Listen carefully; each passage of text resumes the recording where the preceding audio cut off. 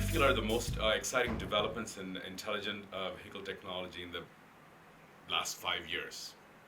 Oh, it's clearly the strong move towards self-driving cars, which has been an idea that's been out there since for about 70 years, but research I've been involved in since the early 90s when Federal Highways had a program in that area, and I was the task. But what's happened since then has been crash avoidance systems coming along. They're based on radar cameras, etc. Came on strong. They're in more and more types of cars, mid-range cars, even base model cars, and that's the technology platform for self-driving cars. And now it's become competitively relevant. So the car companies are, fighting each other to see who can be first with the next feature. Alongside that is the vehicle-to-vehicle, vehicle infrastructure communications movement, activity, regulatory activity on the federal level, some deployment activity on the state level. And even though the automated cars don't require that to operate, it'll be very useful to them when that technology is available.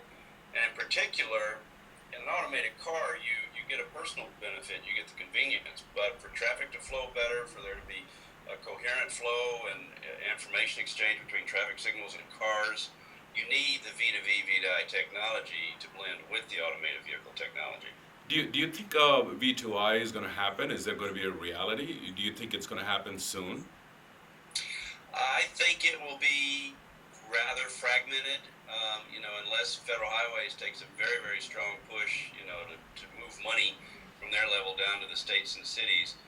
But the public sector just doesn't move very fast, particularly at the city level. Not in new technology. They move fast on what their top priorities are, such as potholes and basic maintenance.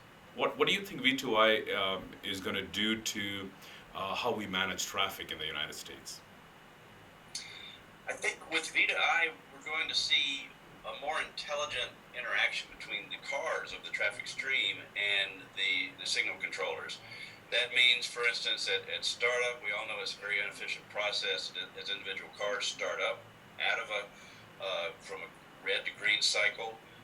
With automated vehicles plus data coming from that signal, we can improve that. Plus, at a network level, improve the interactions of vehicles as they flow through that area.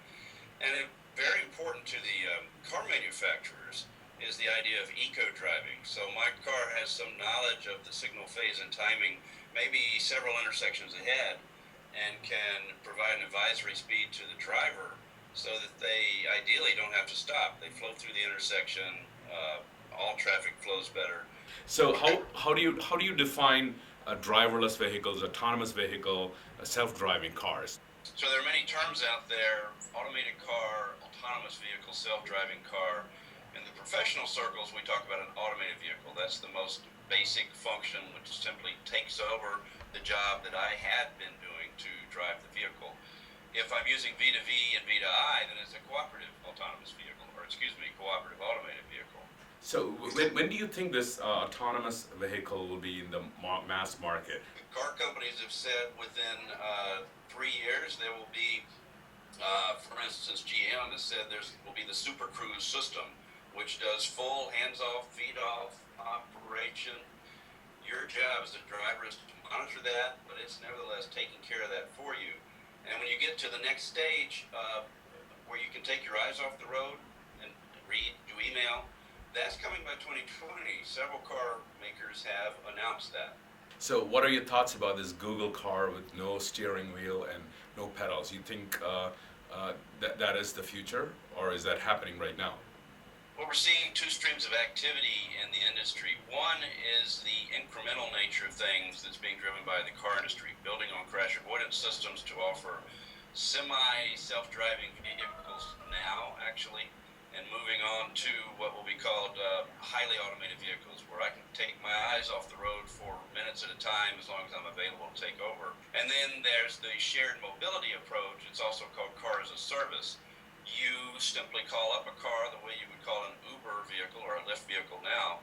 The only change is there's no driver there. The car comes to you empty. You get in, it takes you where you want to go, and then it drives away empty.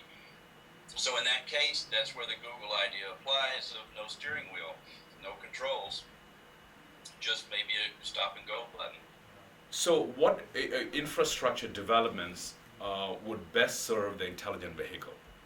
The car industry is very interested in getting better data from the infrastructure players, the road operators. Some of this data could flow through the cellular network up to the cloud, down to the car.